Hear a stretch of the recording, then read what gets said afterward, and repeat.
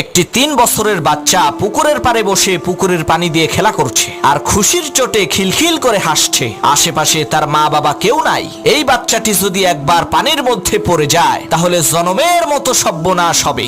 একজন লোক সেই পুকুরের পাশ দিয়ে হেঁটে যাওয়ার সময় বাচ্চাটিকে দেখে সে দৌড়ে যেয়ে বাচ্চাটিকে সেই পুকুরের পাড় থেকে নিয়ে আসার জন্য চেষ্টা করলো। তখন সেই বাচ্চা কান্নাকাটি শুরু করলো। সে লোকটিকে কামড় দিল।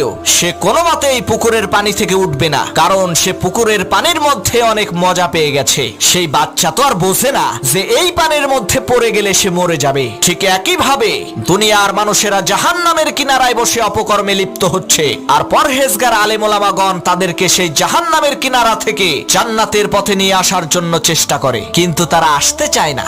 বাচ্চা ছেলেটির মতো না বুঝে উল্টো গালিগালাজ করে, কারণ হচ্ছে তারা আল্লাহর নাফরমানির মধ্যে অনেক মজা পেয়ে গেছে।